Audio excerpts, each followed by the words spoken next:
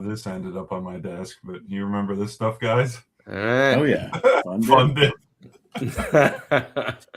All right, we are live. Welcome back to What Are We Watching with Jonathan Corteau, and I missed last week because there was a sports ball game, but we're back with a very special episode today. This is our first guest stream, and I've got two fantastic friends on here to talk about William Friedkin. In the right-hand corner, documentary filmmaker and editor Ben Cook, and on the bottom here, writer Sam Peronne. And we're on we sort of have been going on a little bit of a William Friedkin marathon here. So the initial idea behind this stream was that we were going to find pick a genre and pick a decade and pick a film that none of us had seen from there, and then talk about it. And Ben found us the Brinks Job from William Friedkin, and over our text strings, it sort of spiraled into this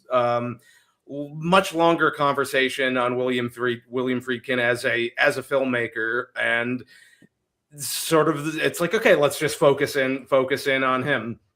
And my personal experience with Friedkin up to this point has only been The Exorcist, and that's it. So this has been a really fun dive into a filmmaker's work for me. And I'd actually like to, I'm going to turn this over to Sam here, because he's, of the three of us, he is the biggest fan of his work and has the most experience with him. And Sam, take it, go for it. Yeah, thanks, John. So yeah, I'm glad we found this movie, because I think when it's the three of us and we've all seen so many movies, it's pretty challenging to find a movie that none of us have seen. So we kind of would throw some things out, and then someone would say, I've seen this. This is actually one, for being a Friedkin fan, I had actually never heard of. So I'm glad we got to watch it.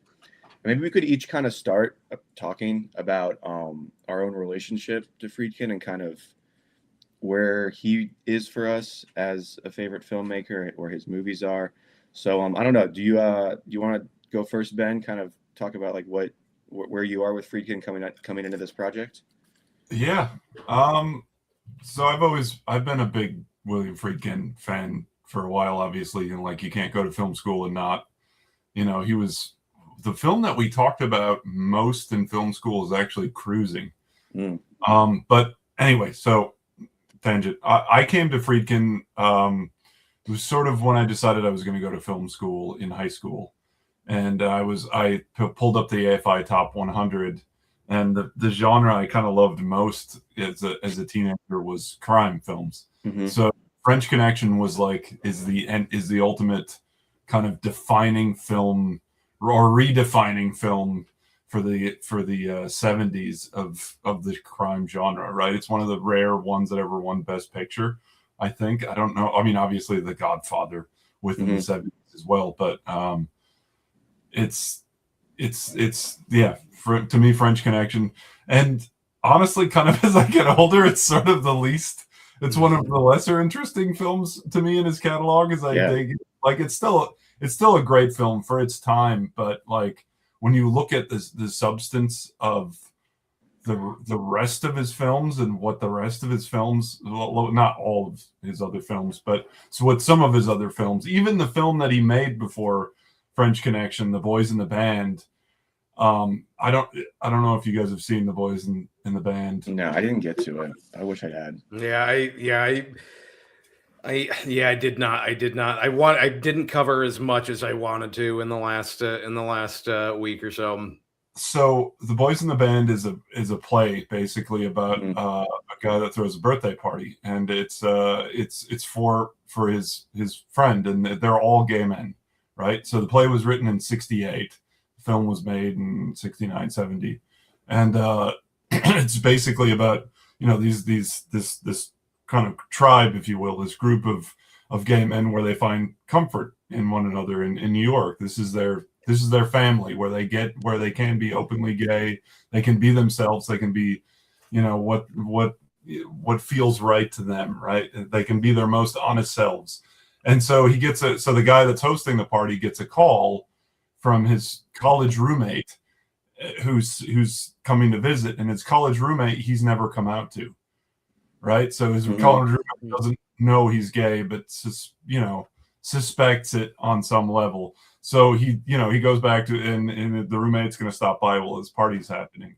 So it's a chamber drama in essence, and so he tells all of his friends, hey, you guys have to, like, we be as straight as possible. because I talked about this and I want you guys to tone it down.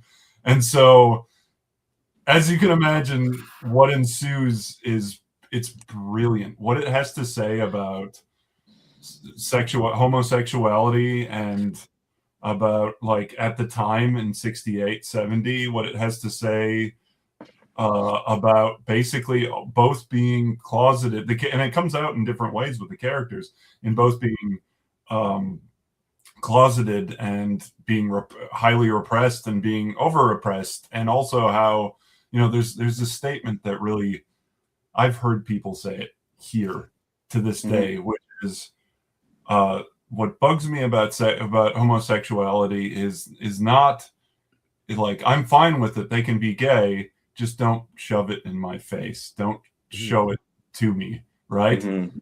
And that statement was said in the play in 68. Like, I've heard the exact same sentiment. So what rings true, and this is the truth of Friedkin, all of his movies, even with Blue Chips, which is about college basketball and how they would pay basketball players to come and play for the college teams. And even though it's that's how they bribe them to come to the university, and it sort of ruins the purity of the game, and it's in a way sort of precedes what precedes is the fact that college now it's a legalized thing, right? So now college basketball has become flooded with all of this money and everything else, and it's kind of ruined the purity of the game. So it's like Friedkin, as always, makes these very thematically, it feels very predictive of the future. It's always relative, and it never seems to age. So I think that's kind of the brilliance of it. Brinks Job and how it fits in. I'll let whoever wants to go next. Well, I was just on that in the my experience. So I think I said before, my experience was just, and this is up until this point has just been The Exorcist, and that I watched that out of pure, like, I love, like, horror films are fantastic, and I mean, that one, what strikes me on that one is just, it's not, you think of, sometimes horror is just, blood and guts and gore, and obviously there's graphic things in it, but it's what made really that movie work so well is just how it's just it's not what it's showing on the screen. It's just very, very transgressive in what it's doing. It's not, I don't think it's trying to scare you. It's not trying to scare you with gore. It's just deeper. It's just tugging at deeper strings. And that's why it's still at 100% still where you can watch it today, and it's just as scary now as it was decades ago.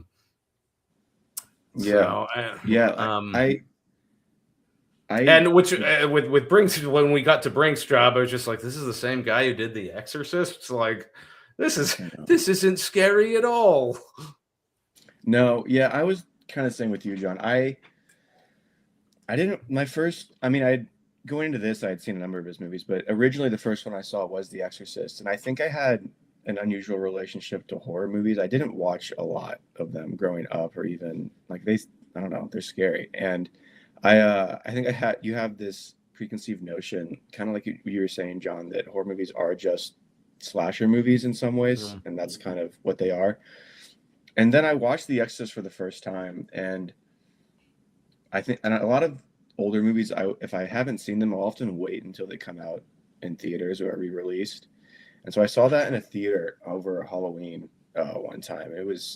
I thought it was exhilarating and scary, but same for the reasons you said, John. Like, it's not, and the reason why it hasn't really aged, I think, is because what makes it scary is the realism of it. So it's not relying on, you know, effects or gimmicks that might have, you know, that might seem very dated now. It is just the relationships that are scary. It's like because it draws you in with his documentary style of okay, you're watching, you know, this priest go about his day. He's taking care of his mother. This single mother who's got a daughter who's an actress. She's kind of just going like for much of the movie, and especially in the first half, it is just the day-to-day life of these people. Even the small moment, like when the Lee J. Cobb plays the detective, is just in her, you know, living room having coffee, and he's works up the courage to, you know, ask for an autograph. All those moments and relationships are so down to earth that it does give you this sense of like you're watching something so real. So then when so that lures you in, and then when it becomes, you know, scary, when the head turns all the way around, when she has the crucifix, when she levitates, it is, you know, it's terrifying, and it always is. It's like these things should not be possible, and now they are. And it's and he even talked about that with casting. I know that when they were looking into this, when they were starting to cast this, he turned down Brando for the Max von Sydow part because he said, he said this will become a Brando movie, and I don't want it to be that would have been part of it. Part of it was like his own hubris. He's like, I want to be the biggest name on this poster, William Friedkin. But also, it was like, you know, he also from the realism. He also Brando. He also wasn't wrong, because Brando, it would become all about Brando, and you can't. It's like for that type of thing, you need to be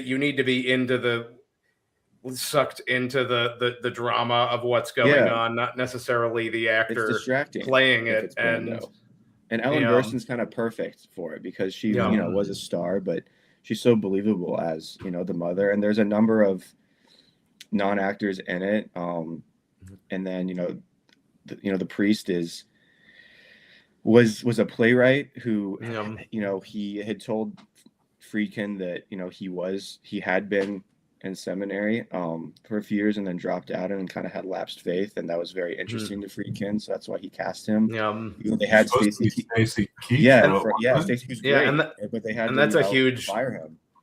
And but yeah, that's so all of that surrounding Dexter just kind of fascinated me, and then I started to look into his other stuff. And then, you know, I always felt kind of a kinship to him and a connection to him because he did have a very non-traditional route into filmmaking. Like, he dropped out of high school when he was 16, didn't go to film school, just kind of started working in TV and directing TV. And he was so brash. Like, the reason he was, you know, called upon to direct The Exorcist was because Blatty, the writer, remembered that when he had written a TV script one time and it got to Friedkin said it was the worst script he'd ever read. And he was like 24. And so he's like, all right, I need a director who won't be afraid to like do this. Because you know, Mike Nichols turned it down. Somebody else turned it down because they're like, I'm not going to stake my career on this like book that is horrifying and, you know, very transgressive and, you know, very evocative in a lot of ways. So he's like, but Friedkin wouldn't be afraid. And he never was. And he was very difficult to work with, but he was able to back it up with, you know, his filmmaking. And, you know, that's always cool to see. And we'll get into later, I think, some of his methods and, you know, the lines that were crossed or not crossed. And, but no, he's a endlessly interesting person to me. And he's, you know, when he died a couple years ago, like, he's the only filmmaker I can think of that when he died, I was like, like, I'm sad I'll never meet him. And it's not that I probably would never meet him, but he was someone that, you know, is kind of there's so much to talk about there. Like that.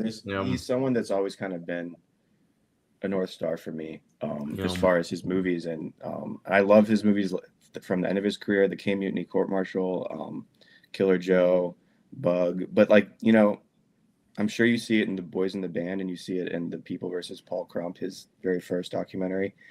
There's stuff in those movies that you see like throughout his whole career, and it all comes back to like his documentary style and his roots. And it's why his stuff doesn't age, and it's why it's often predictive, because he doesn't. I think this is kind of part of the problem with the Brinks Job, what maybe makes it lesser in his filmography.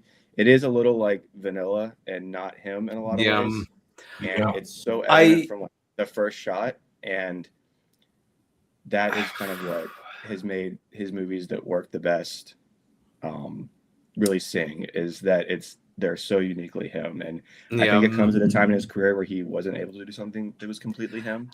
And but anyway, that's where I am. Well, so I mean, when we were talking on chat, one of the films that you guys that was sort of the must watch was Sorcerer, and so I watched the Brinks Job first, and I was watching it with my mother, and she pointed out, and it's like, oh, this looks like X, Y, and Z. This looks like a set, and I'm sitting there, I'm just having spent a decade in California. It's like, oh yeah, no, this definitely, this is a backlot type of a thing. This is this here, blah blah blah blah.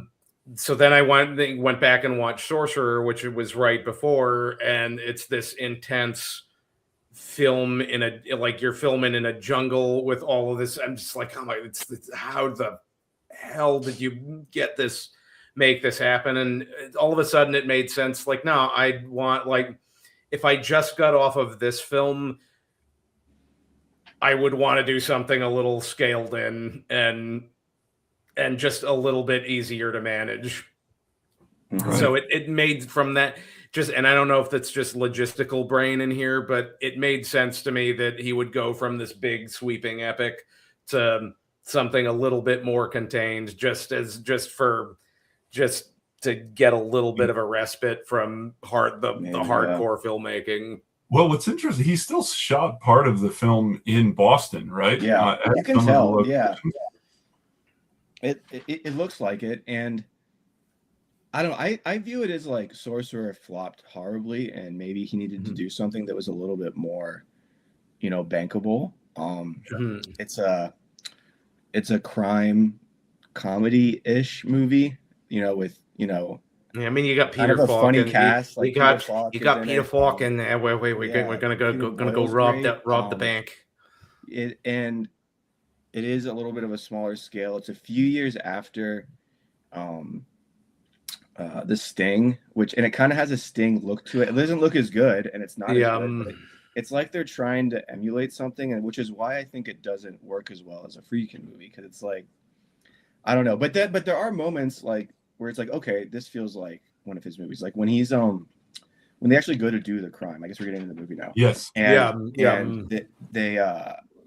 they're trying to, and he's trying to pick the lock, and they only have like a minute left, and there's that dread of, and it's like, okay, I'm on the edge of my seat now, which is what you're used to with him. But yeah, do you guys? We can get into it now. I will say that specific scene with like trying to get the lock out was, I think, my favorite. Yeah, part of the film, because then just like, okay, they're gonna. Because I would say my big issue with the film is it seemed like everything just sort of kind of seemed to work out for the characters. Like there wasn't. I didn't. It's not that there wasn't conflict. It's just things just sort of seemed to fall into place. I mean, which is the antithesis which is the antithesis of his whole career. Like he is fascinated with characters that they're like half evil, half good. And I know you watched it. You've seen it, Ben. I rewatched Friedkin Uncut, the documentary about him, and he talks about how the two most fascinating people to him are Hitler and Jesus. And then I think he puts that into everything that he does, whether it's Popeye Doyle, whether it's any of the four guys in Sorcerer, whether it's, these priests and the Exorcist, who clearly kind of are, they're going through this exorcism, but they don't really like know if it's going to work. And like, he literally takes the evil into himself at the end.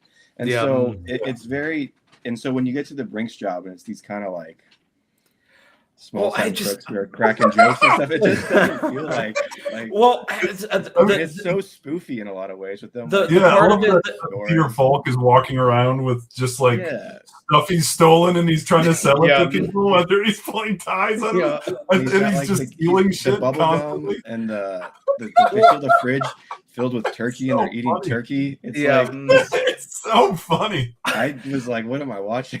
So Yeah, and well, it got to there was the one portion, and I got well, hey John, what's the okay, sorry, let me just, I'm sure a lot of anybody watching this maybe hasn't seen the Brinks Job, which because I know we hadn't. So real quick, it's about Peter Falk plays this small-time crook in Boston, who is, you know, they're consistently doing little jobs. Sometimes they work, sometimes they don't. He gets out of prison and pretty quickly is looking for his next score. And they start, you know, robbing Brinks trucks, stealing a little bit at a time, but they realize that when they go to clean the money, they're not getting, you know, a full return on it. So they're looking for a huge score, and they end up trying to rob the Brinks vault. And they put this heist together, and the most dramatic part of the movie is the robbery, and then, you know, the ensuing days and months after, where they're kind of on eggshells if they're gonna, you know, get caught or not. Which on its face is like a great premise for a movie. And I think the one thing that does feel Friedkin about it is he did choose something that actually happened, so he still couldn't get away from, like, you know, his documentary, like, you know, style and his, you know, persuasion to, you know, to real life events, which that is very him. And just end the movie on a period, like just like, oh, it's over now. But all right, so we kind of set the stage a little bit for what the movie's about. We can go one by one if you want to start, John. Did you like the movie? What did you think overall? I enjoyed it largely for the cast and for the craft. I love the way because obviously he has his documentary style, but also the way he really seems to think through where he moves it. And like there's the one shot where it's a really quick thing where he like zaps into the open door and it's just like, okay, now I'm the crash zooms. That's a favorite thing. I love crash zooms. Yeah. And I guess the part of the movie where I really felt like this is okay, it's like now I'm like, I'm kind of interested. It's I believe it's the Warren Oates character where he's suggesting like, we may need to only off so many people, and then they're in like they're in the diner. Fucking nuts. And yeah, they get together and it's just like, what do we do? This guy is like he's and that's just like, okay, now I'm like, and I don't think they really go anywhere with it, where it's just like, yeah, we want to rob this bank, but like there's this guy here who's a true, like he's, and again, coming off of World War II, he's got a lot of baggage there, and shell-shocked, definitely, and he's like just do you have thoughts? But just like we're dealing with this guy who's just Looney Tunes, and I don't know that they didn't really do a ton with that. Well, that's where the tone of the film shifts, is the entry of the Warren Oates character. Right. Because I feel like Warren Oates, that's his casting. I mean, he's so good in that movie. Yeah. It almost feels completely contrary to what Peter Falk is working with. I mean, Peter Falk can play anything and everything in a movie, really. But Warren Oates, like that's the interrogation scene when he breaks, just that low push in to him falling apart. Yeah, such a great performance, but it's a different movie. Yeah, you know, like we were talking about, that's where the tone shifts is kind of through him, but that's also when the robbery takes place. That's where his character kind of comes in. Yeah, I'm sorry to derail you. That's where the different movie remark, like Warren Oates, Peter Boyle, and like Gina Rowlands all feel like they're in a different movie at times. Like they want to go like, which Gina Rowlands especially like is dialing up pretty serious at times, and I don't know. It's the tonal shift, you know, halfway through is interesting. I think I enjoyed the second half a lot more. Yes, it gets away from the comedy. I don't know. That interrogation scene or what? Yeah. I mean, that interrogation scene, there's one like just close up on him just acting, and it feels like Friedkin really does know when an actor is really giving you something, and we can just like, you can just hold on this person for the entirety of the person and not cut. You can allow them to. You're allowing them to, feel the performance, and I think he got that in that interrogation scene. And I think it's the best, I think, performance in the movie. Yeah, he's a one-take director. Did you know that? Right. Yes. I did not know. He did. Only does one take. He does one, and I think that's why, Oates probably like brings it in that scene. There's a Matthew McConaughey talked about that, how he realized that on the first day of Killer Joe, and he got a lot of anxiety about it, but then immediately was like, okay, well, it takes away a lot of, doubt as well, because I can just kind of shoot from the hip and give what I think is my best, and it's going to go, which is, you feel it in Killer Joe sometimes, especially with some of the, I think, lesser actors in the film. It's okay, they could have maybe used a couple more takes here, but McConaughey's great in it. I think some actors really that he's worked with really benefit from it. Right. And I think he is good at getting a lot out of actors, huge stars like a McConaughey, or a non-actor like some of them in The Exorcist, who you wouldn't know that they're not actors. I mean, this might be a random left turn, but and against like Samuel L. Jackson is a great actor, but I think Rules of Engagement, you get quite a, I would say, nuanced performance from him in that he's got Rules of Engagement, the character he's playing, it requires that like sort of Sam Jackson, this combination of like just manic Sam Jackson, like the Sam Jackson MFer, like the caricature version of him that we know, and then the actor that he really is, and he sort of vacillates from like, okay, we believe he could do something really terrible, but also this is a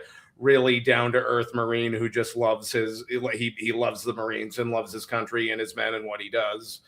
And he really, I think, pulls that. It's I think, a really great performance from Samuel L. Jackson in that movie. Yeah. Yeah, it is. I think casting is, I think there's like three things for me that define Friedkin, like big picture things. One of them is casting.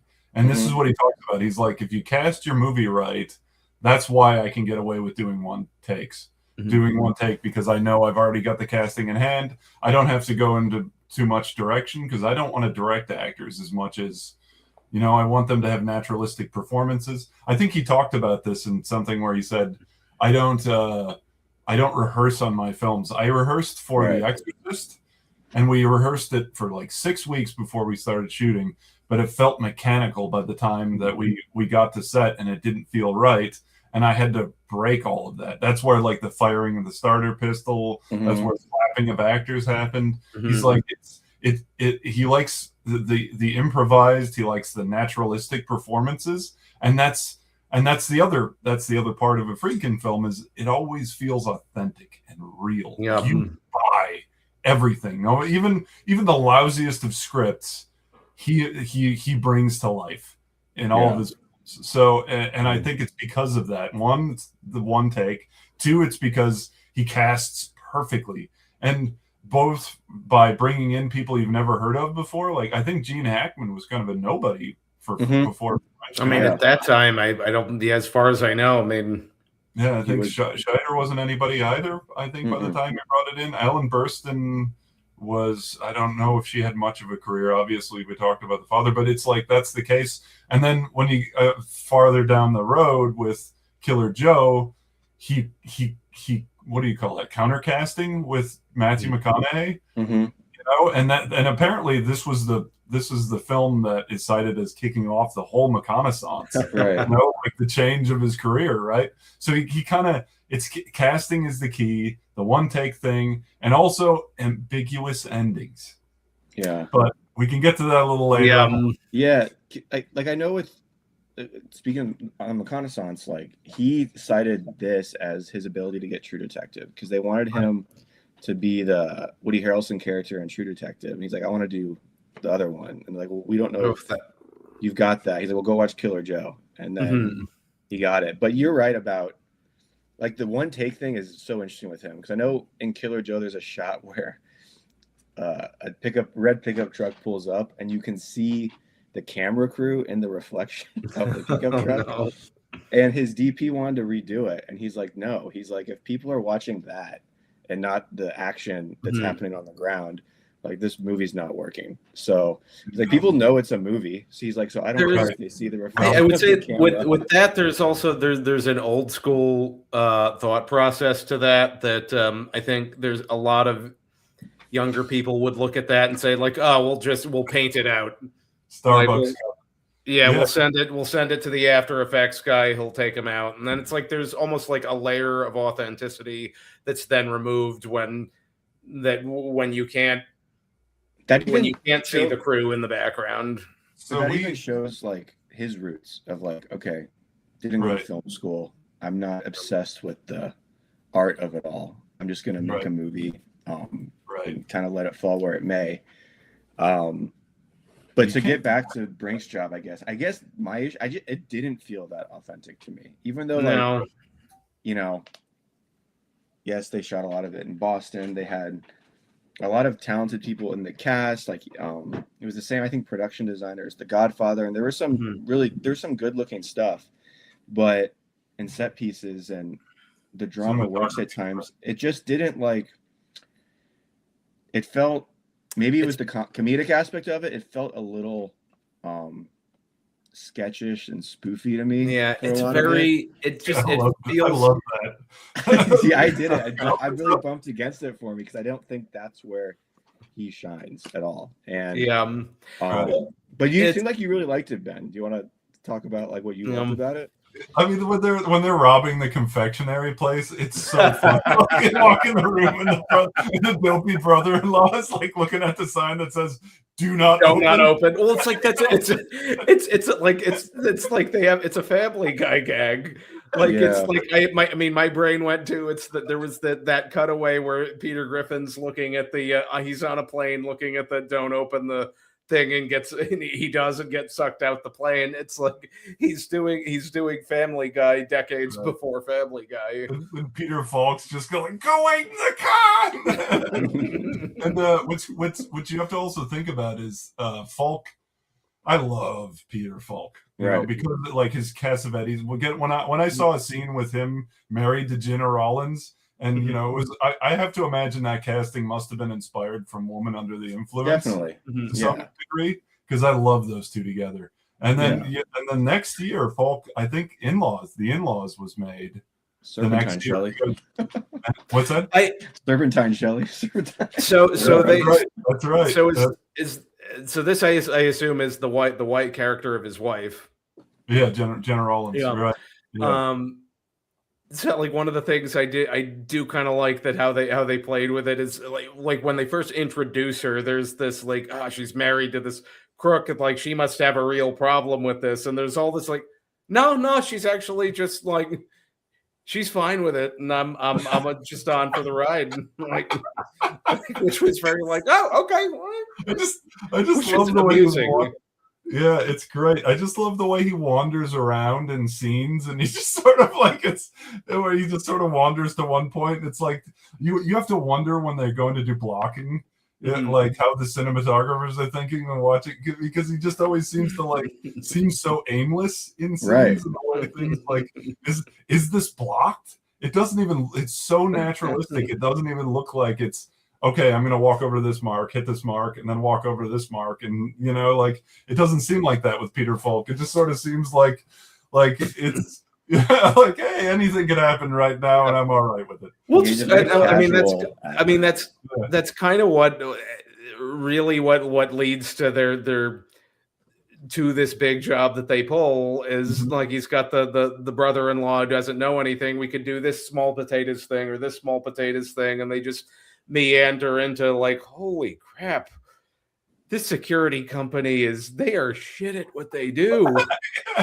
Like we could just walk in here like that. I mean, that's where it starts to because up until that point, in the film, it's okay. What are we doing here? And then you get to okay, here's the kickoff of like, and it's just Peter Falk being observant and noticing that like these guys, their security is nothing, and they're supposed to be guarding all of this money. This is Right. like we can take advantage of this, and Right. it just feels very train of thought, like I like you said, sort of like wandering along through the city, and then like, oh God, like this is we're looking for the thing, and this is it. This is it right here. So it's And yeah, it's like two things in that is that I think there's a kind of commentary on both how these inept criminals, like I think you have to show them as being kind of idiots and incompetent and in a funny way where you don't hate them. And then and then when you see them actually pull off a heist against this company, this fortress of a company, right? Which shows you just the sort of absurdity of both the FBI and in their inability to catch him, and Brinks to be able to, like, all of these. It shows the absurdity of the institutions as they are, right? yeah, And how these idiots just ripped off an institution. So it's like, yeah, here's a bunch of bozos. Okay, yeah, they only get it's just 13 like the bucks. whole thing is like it's filming. It's just all of it is a backdrop. It doesn't like they have this veneer of we're this secure company, and it's like no, we're not. We're Right. like if you take a look behind the curtain, there's nothing. Right. And I think that's, like, to me, it's almost like that. I think he was trying, all right. So imagine if we had a film where the first half matched the tonally, the first half of the film matched the second half of the film, right? It was a little more serious. How would you make the characters likable in the first half of the film when they're clearly criminals stealing stuff? You know what I mean? Like, I don't know how the audience could approach it if it had a more serious tone. And I think that's probably where I have to imagine that's probably where the rub is like, what's the entry point for the audience in liking these characters if they're just well, also criminals? another thing he got is the time jump between when he goes the open of the film is 1938. They come back in Peter Falk goes to prison. He gets out in 1945 as a younger man in America. Like that's a very convenient time to be in prison when all of most of the rest of American men are over fighting for the country. You're like, in the most righteous, arguably the most righteous war, you're doing nothing about it. And so how do we like this guy who's been put away for that period of time? Right. What did you think of the movie, Sam? Yeah. I won't be revisiting it, I don't think, much. I mean, it was a little too goofy for me.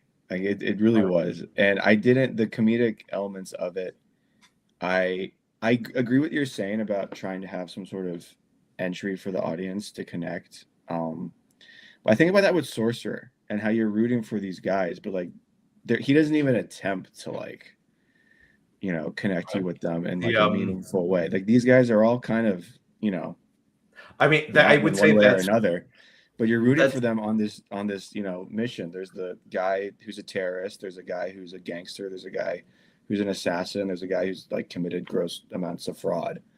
And yet, you're kind of, you're rooting for Roy Scheider and them to make it. And it's kind of electric when, the French guy's trying to get across the bridge. Like it's and that movie is so much more kind of animalistic in a lot of ways. Yeah. And like there is even like they're in the jungle and there's this kind of like law of the jungle type thing. Like the bigger French dude like kind of strong arms Roy Scheider into going the route he wants to go. There's literally whoever has like the biggest stick in any given moment is gonna like win. And just barreling over people. And I think maybe audiences didn't connect with that, because that Sorcerer coming off The Exorcist was like his biggest budget to date that he had received. He got like a $22 million budget for it. And I think it made like 7 or 8 million worldwide. And so, with Brinks Job, maybe he is trying to tone it down a bit. And like, okay, I need to like do something smaller, something that people can connect to. Peter Falk is, you know, inherently very likable. You know, it's kind of funny. It's got skinny Paul Sorvino. It's got I mean, what a cast. I mean, but really, it doesn't work for him again because it's a smaller budget, but it doesn't even make half its money back. Yeah. And then I think he's kind of like, screw it. If I'm not gonna be able to connect, I'm just gonna go the other way and I'll do cruising. And which flops even harder. But at least it was the smallest of the three, Sorcerer, Brinks, and Cruise. I think, you know, Cruising only had $11 million, and it actually made its money back because the budget was so small. But I don't know. I have always gravitated toward his movies where he's, you know, really, I think, wielding pretty heavily and doing exactly what he wants to do. I don't know that comedy is his, you know, bag, and I think we've seen this with other filmmakers. Like, yeah, well, I mean, if you go to Spielberg with 1941, I was about to say Spielberg tried it. 1941 that movie is hot garbage.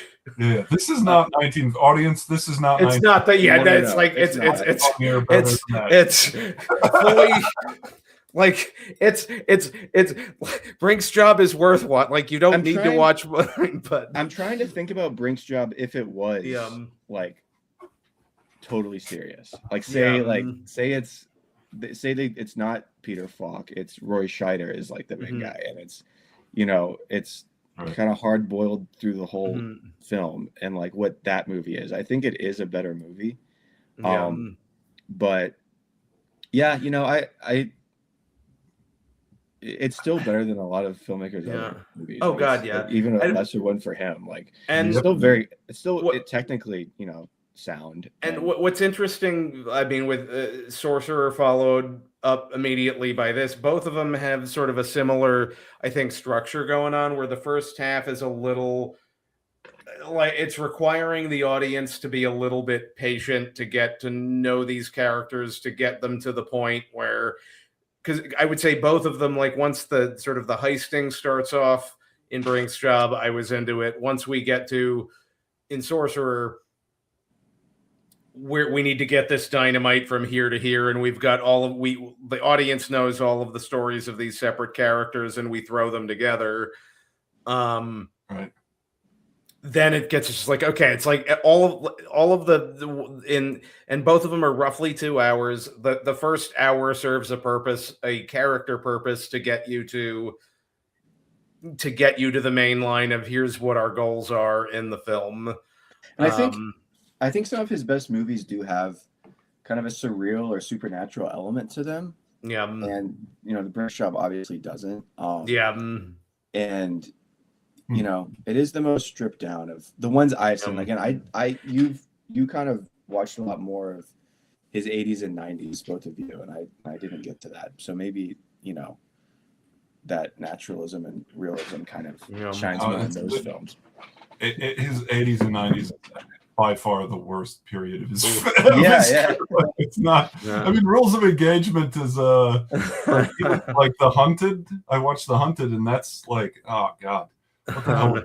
But that is dark for a studio film. I mean, they're both Rules of Engagement and The Hunted are dark studio films, but they have very clear endings. They feel like a compromise for Friedkin, and then he went back and he made. Then he made Bug after The Hunted. I think The Hunted was kind of a flop, and he took a lot of critical heat because everybody thought it was a ripoff of First Blood, basically. And then that's when he went back and did these little indie films with Bug and Killer Joe, which felt more like his style. Both the lighting, the ending, the casting, all of it felt like more of the Friedkin that we knew back in the 70s, basically, in the 60s. Yeah, and it's almost like again, it's like one of the ones I watched last week was Rules of Engagement. It's almost that film again. I enjoyed. It's almost more clear cut than some of his other things. Like there's by the end of that movie, there's a very clear. This is the person who did the right thing. Here's the person who did the wrong thing, and it's very, very cut and dry. And I don't know that you have that with other the other films that. What did you think about the ending of that film and what that film had to say, and then what happened a year late after the film came out? So the movie came out in 2000. Yeah. 2001. Yeah. So it's interesting. It's like it's before, and which is interesting. And I need to, in the process of writing an Instagram review for it, but it's a year before 9/11, and it's talking about a lot of things that I think are even topical 25 years later, still now. I'm trying to think of how to. I didn't see it. I didn't watch it. I figured it was bad, so I just stayed away. It's not bad. It's not bad. Just it's just not. It's not good. It's mid-tier Friedkin. Yeah, it's very. Watch. It definitely comes off as politician bad, soldier good. Like it's, and I guess this is why one of the reasons I like it that I enjoy it, and just coming from my my proclivities for being a conservative guy, being like you can't always. Wait a minute, you're conservative? I'm out of here. No, man, don't.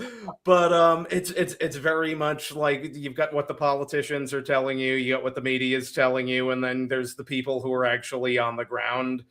And it does, I think, a good job of at bare minimum of saying like, look, there's if you're the guys on the ground, there's stuff that you as the average person don't know what's happening. Right. I don't know that it 100% gets it, and it's a little bit more, I think, black and white than Friedkin normally does. Yes.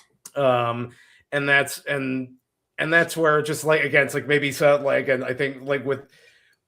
Just sort of again, being a conservative guy, just like I like this, like the black and white. These are the bad guys. These are the good guys. And whereas say like I just watched French Connection last night, and Gene Hackman in that movie, it's like okay, you can kind of see like okay, like his like he is driven to stop these drug guys, and like this is like he is a righteous and then you get to the end and that righteousness causes him to like it's just like you just look at the Reich Riders like you just shot the captain. Mm-hmm. And it's just like it can lead you to a place that's really gross and terrible. And it's very, very gray and muddy, and your rules of engagement doesn't quite have that. He's always going to be a filmmaker that's kind of like for the little guy and sticking it to the man a little bit. Like you see it with Peele versus Paul Crumb. You see it with even in this, like the end and the Brinks Job when they're getting arrested and everybody's like cheering their names and like autographs and stuff. Greatest thief in history. Yeah, and like he used to rob my store, and he's all like proud to know him and. Yeah, and like just the way the FBI is portrayed in it, like so menacing, walking down the hall and look for a reason to. Yeah, it's just that's in all his movies, and he's never been interested in. I think portraying. So like power is never like, big offices and power and, the people that kind of run the world have never been of interest to him. It's always going to be like these small time crooks, this down on his luck priest, these guys that fled to South America, these kind of, essentially nobody, Killer Joes, these like people in a horrible situation in Texas. It's always just people just kind of the life's just kind of moving slowly for them, and they just feel like they feel like they're doing time in day. And it's kind of monotonous, and that's always, and I think that probably stems from his background a little bit. So is if you could elaborate on that a little more. What's that? His background. Yeah, I know that he grew up in kind of a poor Jewish family, and he was not. He wasn't very highly educated. He dropped, like I said earlier, he dropped out of high school. Didn't have a great relationship with his father. Seemed to be in trouble a lot, and his mother was always getting him out of trouble. But he was kind of a bully a little bit, which Mhm. does stem into like his work as a director. You can see it on, by all accounts, of his sets that he ran. Pretty manipulative as a person as well, which I think does help him get performances, obviously. But I talked about this a little bit in the open. Yeah, he dropped out of high school, started working in TV, and then he never wanted to be a filmmaker until he saw Citizen Kane and was like, I think I can be Orson Welles, basically. And so, which is just kind of him, like to see like maybe the greatest movie ever and then be like, I want to do that. And so, and which is an attitude, for better or for worse, I think, that he took to every project that he did. But he was very comfortable, I think, making movies and stories about people kind of on the outskirts of society and like kind of people that are down and out. And I think he probably thought of himself a lot in that way. Even with such a high opinion of himself, he was always kind of an outsider. Was never one of the traditional movie brats that are talked about. Like he was around them, but was never one of like them. he wasn't in the in crowd with like Scorsese and Coppola. Actually, he was part of the American Directors directors. That's what it was. Directors group. He was, but he never made a movie with them. He was in it. They allowed him to join after The Exorcist, I think, but he never made a movie, and he ended up dropping out before he did Sorcerer. And he was a producer on Paper Moon, right? Correct, but he didn't direct anything while he was part of them. I think but he was not a fan of Bogdanovich by all accounts. He thought his decisions were all skewed by the fact that he was in love with Sybil Shepherd, and and I think if you look at the way the 70s kind of ended for him, and then I think for a lot of those guys, like they don't really make it out of the 70s, some of them, and the only ones that really did and really flourished were like Lucas and Spielberg, right? Like Spielberg starts doing Indiana, he does, I think in 81 he does Raiders, and then a couple years later does E.T. and Last Crusade. Lucas is of course producing a lot of those, and Schrader kind of flames out. Scorsese does to an extent, even though a lot of his work in the 80s is looked back on very fondly now. But it wasn't until Goodfellas that he really is back. And then Friedkin kind of drifted in the wind for a while with his movies. I think it's I was just looking up. After watching Sorcerer and looking it up, it was directly competing with Star Wars, which changed. Arguably, Star Wars, it's like there's your start mark for what would become then the 80s. So, and I think a lot of these guys, they have a different style for the 70s than really what the public was jumping on in the 80s. I think by the end of the 70s too, like at the beginning of the 70s or end of the 60s with Bonnie and Clyde, and then into the 70s with movies like The French Connection, there was a real hunger for a grittier kind of movie that was more realistic and wasn't going to hold punches. I know like Mean Streets was like thought of as, we have this great new artist in our midst, Scorsese. And then 1980, people were like, I don't want to watch Raging Bull. Like, this is horrible. Like this, I don't want to watch this guy, it opens with him beating his wife, and then by the end of it, she leaves him for his brother. And like it's a hard watch. Like he was still considered an artist, but people were walking out of that movie. And I think when the 80s are coming, it's a new decade. Like you were saying, Star Wars, bigger, more feel-good blockbusters. The country's changing in a lot of ways. There is a shift in what people had an appetite for. And he, after the Brinks Job, kind of doubles down and says, I'm going to do Cruising. And which was realistic to what he was portraying, like that scene in New York, like that he takes that documentary style. He's back to that with Cruising, and he's, capturing these, sex clubs and, crimes that are happening. And it's the grittiest of movies. But I think that there was a a right-leaning persuasion that just didn't have an appetite for that anymore, and that they wanted to go see Star Wars, they wanted to see Raiders of the Lost Ark, stuff that was, you know, exciting but ultimately just fun.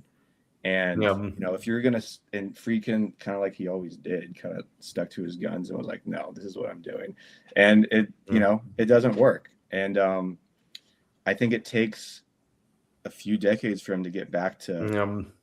I think by the end of his life, where he has this, people just want to work with him because he made The Exorcist, and you know, the French Connection. Everybody that he probably like pissed off was like dead and gone. And you know, it's exciting to be able to work with William Friedkin. Yeah, you know, that's when he gets to do, you know, Bug, Killer Joe, which really feels like stuff at the beginning of his career, more so than the 2 or 3 decades in between. So I don't know. I know we're kind of running out of time here. Yeah, but and if it's like I can real quick, one thing I did note, this is just sort of a stylistic thing and something I love about all of the films of his that I've watched so far, is his use of blood and how quick it is. I've just noticed a lot of really quick shots of and it's not even like however they do the blood makeup. It's a little, it's not 100% realistic, but it's sort of like outsized, and it's just very, very punchy. Like if you look like in Sorcerer, when at the very, you know, toward the end where they come across the sort of the bandits in the middle, and you know, people get shot and whatnot. It's very, very quick and very, very punchy. Rules of Engagement does the same thing, where it's like a quick shot, and it's just really, really, really effective use of, again, the fact that violence is bad, but you don't need to dwell on it, or like, it's not violence porn. It's just very like, holy shit, this just happened. Yeah, and he did that very, very well. Okay. It seemed like his the way these things are cut. I think he used one editor mostly through the 70s, Bud Smith, who ended up like associate producing and like co-producing the movies after a while, which is not uncommon once certain filmmakers work with an editor. But they move. Every scene is nobody's like, you're not watching somebody walk into a room and trying to settle into a thing. It's like, we're here for a certain reason, then we're out. Like, you do not waste time. But you know what I found interesting about the first opening shot of Brinks Job is a guy smoking a cigar down an alley, right? That's a film studio that they're walking into. The characters are walking into a film studio in the beginning. That's the opening shot of the film, and it's a long one. And I think like, and there's something absurd about the way they're costumed and things. I went back, well, it's like the clown mask at the first in that very first shot. It's like again, it's like I guess like I would imagine that probably was purposeful, where it's just like this is sort of a gaggle of clowns that we're about to go into clown world a little bit. And the fact that it's a film studio is like, I almost wonder if it's like a little bit of a jab to the film industry, you know. So I read this book about the United Artists and the collapse of United Artists through Heaven's Gate, and they talked about Friedkin and Friedkin's contempt on when they were making Sorcerer for the producers, the executive producers. Like they describe at one point in the book where Friedkin's standing behind executive producer, and he's making this like humping motion as if he's like the executive producer's like bending over to look at something, and Friedkin's like making this humping motion like he's fucking him, and he's just so contemptuous, they describe in the book, towards executives and everybody else. Like it's almost like he hates the industry. He loves filmmaking, but he hates the machine. He's talked about that, how he hates awards. Like he doesn't think there should be competition. Like he just thinks they should just make the movie and move on.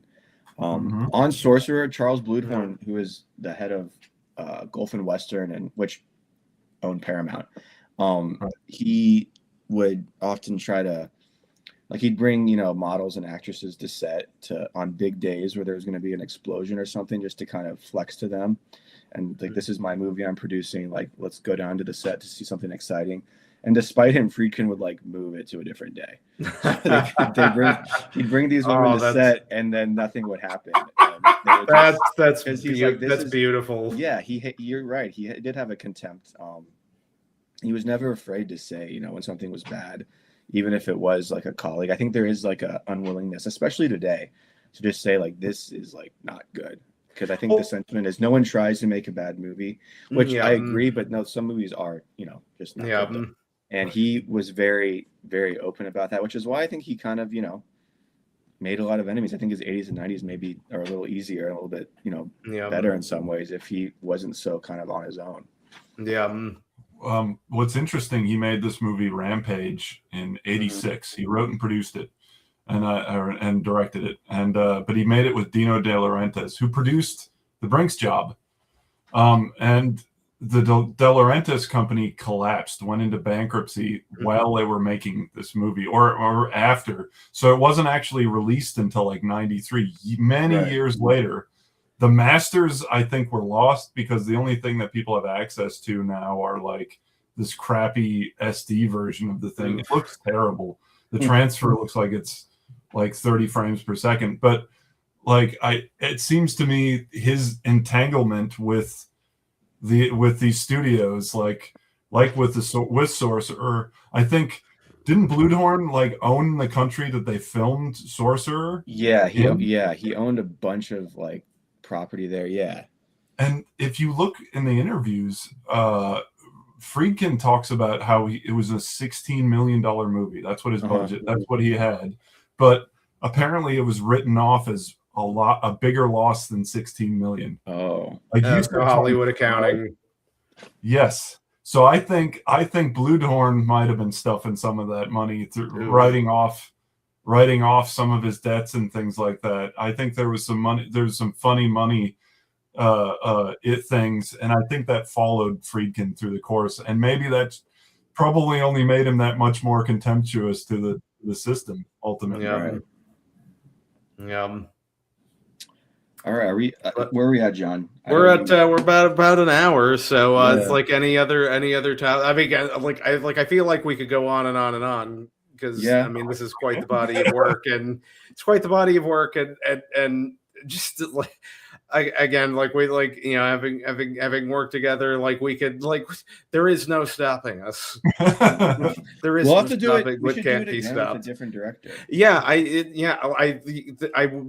This has been an aggressively fun week, doing a deep dive into a single director. So I really want to do this again. So like, we need to come up with it. We need to come up with another person, and then dive in. The Smashing Machine pod. Oh, we do need to do one where Ben and I were not as hot on the Smashing Machine, and Sam did. We need to do a Sam defends the Smashing Machine strong man episode. I see Chris Bunker chimed in. What's up, Chris? How you doing, brother? Yeah. Do you have a director you'd like us to review? Yeah, like Chris, let us know. We will talk about whatever director you'd like us to talk about. But yeah, cool. Like, this has been awesome. Thank you guys for coming on. I just treasure every film conversation we have, and like the cat butt is the cat. He's just saying he likes your film commentary. Get buddy. Like, do you have anything to say about the Brinks Job? The cat has opinions. But yeah, just like this has been fantastic. Let's pick one to do. Let's pick another one to do, and jump on again. Cool. That sounds great. Right. And just before we wrap up, where can folks find you guys? Ben, where can they find your documentary? The Best of Us is available on Tubi, Amazon, Scientology, and a whole bunch of other things. Also, DVD copies are available. Nice. If you wish to purchase them, I have a website, folk-cinema.com, or the Best of Us Film I have another one that I'm in post on currently as well. And so, yeah, if you come check us out, come check out the social medias and give us some likes and give us some loves. I'd appreciate it. Thank you guys. Thank you, John, for having me.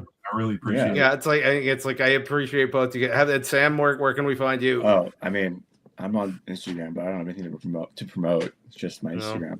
You just gotta promote you. No, yeah. I go watch The Best of Us though. It's great. Yeah, it's a great documentary. Check it out. All right, so I will see you, John. See you guys. See you guys soon. All right, bye. All right, thanks, John. Thank you.